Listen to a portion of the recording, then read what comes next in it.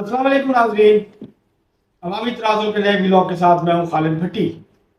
और आज हम बात करेंगे जो इस वक्त पाकिस्तान में सबसे बड़ा इशू बना हुआ है। आप इस गलतफहमी का शिकार ना हो कि वो सैलाब है और सैलाब से मुतासरा 3 करोड़ 30 लाख लोगों की बहाली, तमीर नौ और उनको फौरी इमदाद की फराहमी जो है वो हमारा सबसे बड़ा इशू है। तो नहीं, आप गलतफहमी का शिकार हैं या खुश फहमी का शिकार हैं, ऐसा नहीं है। इस वक्त सबसे बड़ा जो इशू है वो ऑडियो लीक्स है और एक के बाद दूसरी ऑडियो लीक जो है वो सामने आ रही है और उसके बाद एक तूफान जो है वो खड़ा हुआ उसके ऊपर।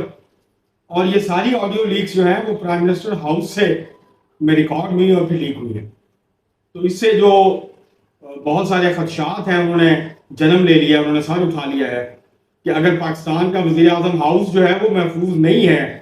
कि वहाँ लोग बैठ के आपस में गुफ्तगू कर सकें, वज़ीर आज़म साहब किसी से गुफ्तगू कर सकें, तो फिर पाकिस्तान में कौन सी जगह जो है वो महफूज है, कौन सी जगह ऐसी है जहाँ पे खुल के जो है वो बातचीत की जा सके।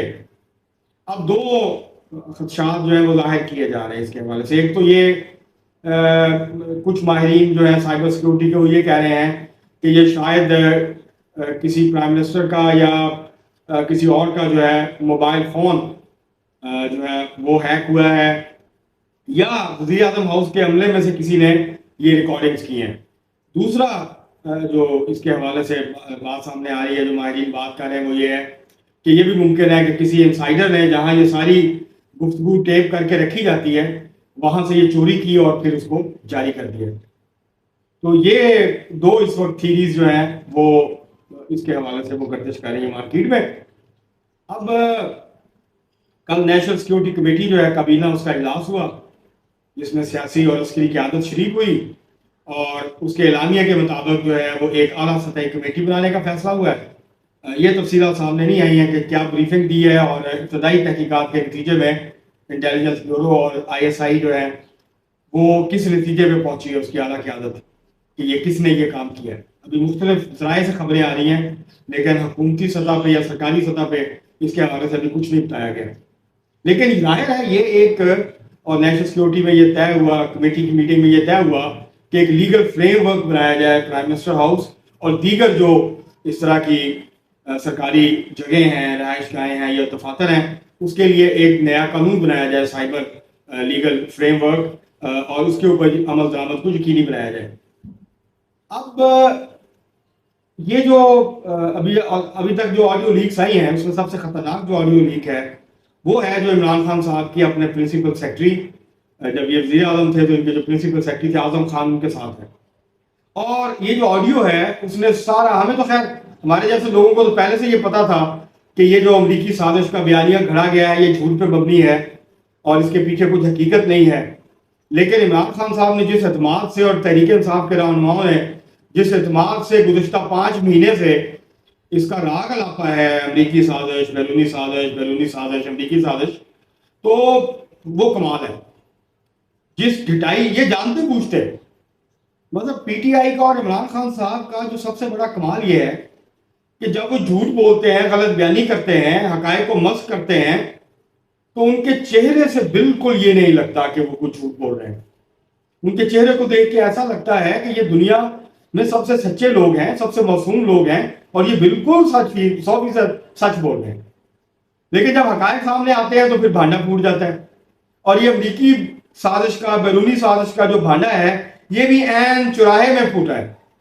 और ये ऑडियो लीक जो है इसने ये वाजे कर दिया है कि साइबर में ऐसा कुछ नहीं था। साइफर में जो पाकिस्तानी सफीर असद मजीद साहब ने भेजा था अमेरिका से, उसको किस तरह से ट्विस्ट किया गया। और फिर जो PTI के मीडिया स्पिन मास्टर्स हैं जो कि हकायक को मस्क करने और फेक न्यूज़ को फैलाने में शायद ही अपना कोई सानी रखते हो पाकिस्तान में, उन्होंने फिर उसको मर्जी के मानी जो है वो फराहम किए और फिर उसके बाद एक पूरा जोरों शोर से एक प्रोपोगेंडा और बयानिया जो है उसको उन्होंने गुज़िश्ता 5 माह से पूरी तरह से प्रमोट किया, फरोग दिया पाकिस्तान में। तो एक तो उस ऑडियो ने ये किया। दूसरा, कुछ ऑडियो वज़ीर आज़म शहबाज शरीफ की कोई गुफ्तगू है जिसमें वो एक में तौकीर शाह साहब जो मरियम नवाज साहबा के दामाद हैं, राहील मुनीर, उनके हवाले से गुफ्तगू कर रहे हैं कि उनके शुगर का पावर प्लांट आना था, कैप्टिव पावर का शुगर प्लांट के लिए, तो वो नहीं आया, तो उसके लिए تو اس کے حوالے سے گفتگو ہے، پھر مریم نواز صاحبہ کی گفتگو ہے شہباز شریف صاحب سے، اور اسی طرح ایک اور آڈیو لیک ہوئی جس میں وفاقی وزراء اور وزیر اعظم شہباز شریف جو ہے وہ پی ٹی آئی کے استعفوں کے حوالے سے بات کر رہے ہیں۔ ابھی کہا یہ جا رہا ہے کہ شاید ابھی بہت ساری آڈیو لیکس آنے والی ہیں، اور کچھ ویڈیوز کا ذکر بھی بار بار ہو رہا ہے، وہ حامد میر صاحب بھی کر رہے ہیں، مولانا ثناء اللہ صاحب بھی کر رہے ہیں، کچھ اور لوگ بھی کر رہے ہیں، اور وہ ویڈیو ہیں عمران خان صاحب کی، اور وہ ناقابل مطلب ایسی ویڈیوز ہیں جو کہ دکھائی نہیں جا سکتی۔ تو ابھی اس کا بھی بہت چرچا ہے، وہ سامنے تو نہیں آئی ہیں لیکن کہا جاتا ہے کہ وہ موجود ہیں اور کسی وقت سامنے لائی جا سکتی ہیں۔ تو یہ ایک سلسلہ شروع ہوا ہے، کیونکہ ہماری جو سیاست ہے یہ شخصیات کے گرد گھومتی ہے، یہ نظریات کے اوپر مبنی نہیں ہے۔ ہماری جو سیاست ہے اصولوں پہ نہیں ہوتی، یہ ننگی طاقت کی سیاست ہے۔ ہماری جو سیاست ہے اس وقت حکمران طبقے کی، اس کا محور اور مرکز جو ہے وہ طاقت کا اصول ہے یا اس کو برقرار رکھنا ہے، اور اس کے لیے پاکستان کا حکمران طبقہ کسی بھی حد تک جانے کے لیے تیار رہتا ہے۔ یہ جو آڈیو لیکس آ رہی ہیں، جو پہلے آئی ہیں، جو اب آ رہی ہیں، یہ بار بار اس بات کا اظہار کرتی ہیں کہ جو ہم نے رولز آف گیم بنائے ہوئے ہیں کوئی اس کی پرواہ نہیں کرتا، اس کے مطابق نہیں چلتا، بلکہ ہر ہتھ کنڈا استعمال کیا جاتا ہے اپنے مخالفین کو دبانے کے لیے، اپنے آپ کو طاقت میں رکھنے کے لیے یا طاقت میں لانے کے لیے۔ تو یہ جو سارا ہمارا جو ایلیٹ کس طرح کام کرتی ہے، ہمارا حکمران اشرافیہ جو ہے اس کی کس طرح کی ثقافت اور نفسیات ہے، کس طرح کے اصول ہیں، کس طرح کی سیاست اور نظریات ہے، یہ بار بار جو ہے اس طرح کی جو چیزیں جب سامنے آتی ہیں تو یہ بیسکلی اس کا پول کھولتی ہیں، اس کو بے نقاب کرتی ہیں، اور بار بار یہ وہ حقائق ہیں جن کا ہمیں پتہ ہے، لیکن یہ جب سامنے آتی ہے تو ظاہر ہے ایک میڈیا کے ذریعے پھر ہائپ کریٹ ہوتی ہے اور پھر یہ جواب دینا پڑتا ہے۔ لیکن پی ٹی آئی کا کمال یہ ہے کہ ان کو جواب نہیں دینا پڑتا،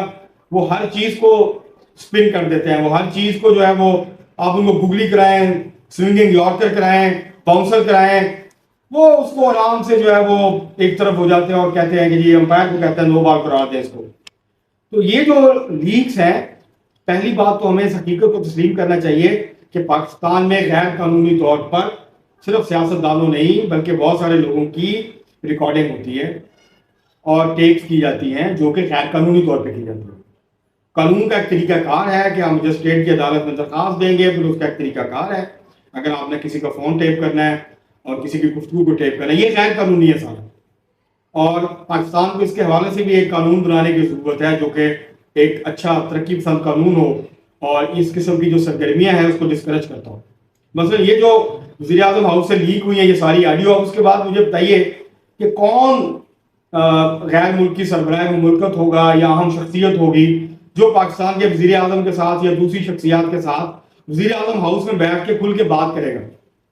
اس کو یہ خدشہ ہوگا کہ یہ کسی نہ کسی سٹیج پہ لیک ہوگی، یہ شاید ریکارڈنگ ہو رہی ہو، یہ بگنگ ہو رہی ہو۔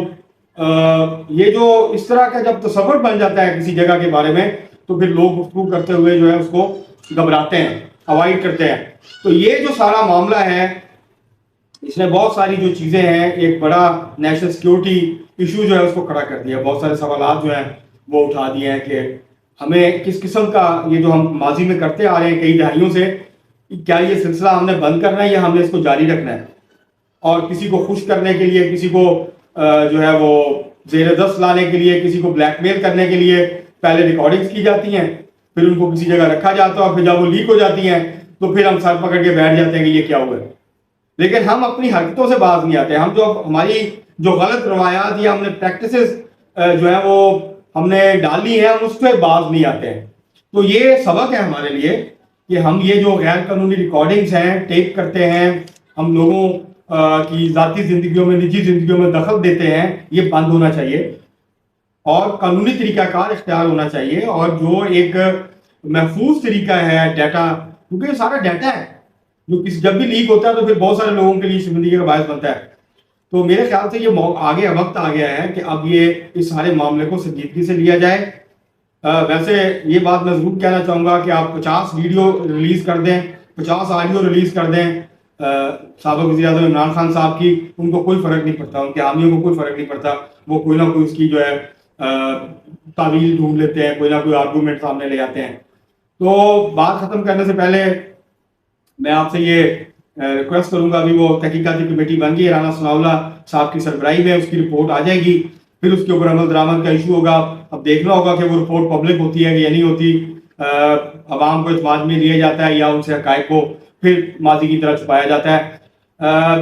آج کے لیے اتنا ہی, لیکن اپنی گفتگو کو ختم کرنے سے پہلے آپ سے درخواست ہے کہ اگر آپ نے عوامی تناظر ہمارا جو یوٹیوب چینل ہے اس کو سبسکرائب نہیں کیا تو برائے مہربانی اس کو سبسکرائب کریں, لائک کریں, شیئر کریں اور کمنٹ کریں. بہت شکریہ.